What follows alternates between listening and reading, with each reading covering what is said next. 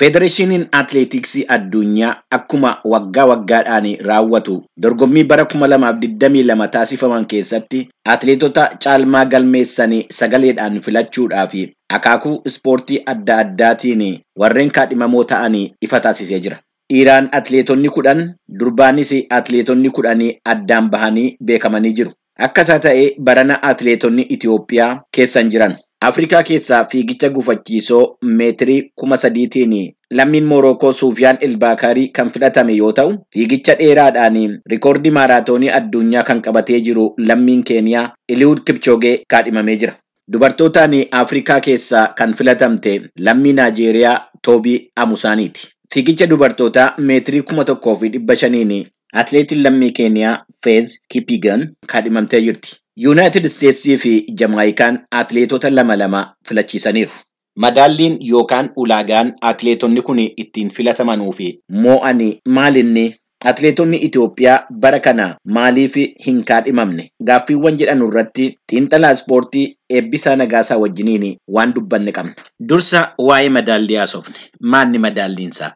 Egaan akkuma beekamu atileetonni ispeeshaalii dorgommii atileetiksii garaagaraa irratti hirmaatanii bara baraan qabxii isaan galmeessa irratti hundaa'uudhaan keessumaa immoo bara tokko keessatti dorgommiilee garaagaraa taasisanii dorgommii sana injifannoon goolabuu isaanii qabxiiwwan adda addaa dhuunfaan fiigan alatti dorgommiiwwan intarnaashinaalaa kan akka dorgommii atileetiksii addunyaa akkasumas immoo Diamond League fi dorgommiiwwan European Championships akkasumas immoo dorgommiiwwan akka Afrikaattis ta'e akkuma ardiilee garaagaraatti dorgomanii qabxii fidanirratti hundaa'uudhaan qabxiin isaanii madaaluudhaan kan bara tokko keessatti atileetiin tokko fiigicha meeqa fiigee deebi'ee immoo qabxii maalii argatee kan jedhu irratti hundaa'uudhaan kan filatan ta'a jechuudha.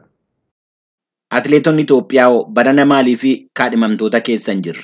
Eeyyeen akkuma beekamu duraas yaaluudhaaf akka kaasuudhaaf akka yaaletti dorgommiiwwan bara tokko keessatti taasisan irratti keessumaa barana dorgommiin atileetiksii addunyaa Ameerikaatti gaggeeffameera. Akkasumas immoo Diamond League'n jira. Atileetonni Itoophiyaa qabxiin isaan dorgommii atileetiksii addunyaa irratti argamsiisan quubsaa fi bareedaa ture. Keessumaa fiigichi jiddu galeessaan akkasumas immoo fiigichi gabaabaan illee yaalii isaan taasisan ture jechaadha. Akkasumas maaraatooniidhaan. Garuu kun qofti gahaa waan hin taaneef dorgommiiwwan Diamond League irratti immoo hirmaatanii atileetonni milkaa'an hin jiran. Akka fakkeenyaatti kaasuu kan dandeenyu atileetonni fakkeenyaatiif fiigicha gabaabaan atileetonni dubartoota Jamaayikaa akkasumas immoo fiigicha jiddu galeessaa fi dheeraatiin immoo atileetiin Noorweey qabxiiwwan gaarii fidaniiru. Qabxiin isaan fidan Diamond League mo'achuudhaan akkasumas immoo dorgommii atileetiksii addunyaa irratti hirmaachuudhaan fageenya wal fakkaataatiin injifannoo galmeessuu akkasumas immoo riikardii fooyyessuu irraa kan ka'edha jechuudha. Kanaaf atileetonni Itoophiyaa dorgommii shaampiyoonaa atileetiksii addunyaa irratti hirmaatanii qabxii gaarii fidan jiru. Diamond League irratti immoo kan hin milkoofne jiru. Dhiiraan dubartootaan jechuudha. Deebi'ee immoo dorgommiiwwan garaagaraa fakkeenyaatiif 10 yoo dorgoma waggaa tokko keessatti 10 kan injifatan jiru jechuudha.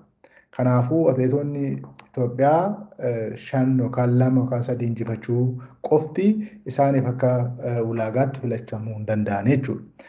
Atileetonni Itoophiyaa kanaan dura kaadhimamaniis moo'aniis beeku. Isaan keessaa yeroo baay'ee kaasuu dandeenya. Qananiisaa Baqqalaan jira, Xurunesh Dibaabaa, Ganzabee Dibaabaa,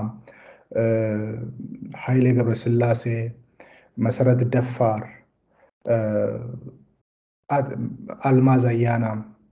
Atileetonni kun bara baraan keessumaa dorgommiiwwan olompikii yookaan immoo shaampiyoonaa addunyaa booda yeroo baay'ee dorgommii lachuu irratti hirmaatanii qabxii gaarii fiduudhaan yegguu fudhatan argaa turreera jechuudha.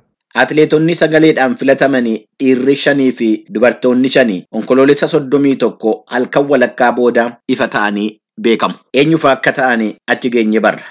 Qophiin ispoortii keenyaa har'aa kanumaan raawwata. Waa laman dagatina. wixata qophii ispoortii keenyaa hordofu. Inni biraa immoo bakka jirtanitti sosocho'u. Ispoortiin fayyaadha. Fayyaan immoo waa mara. Bakka jirtanitti fayyaa ta'a.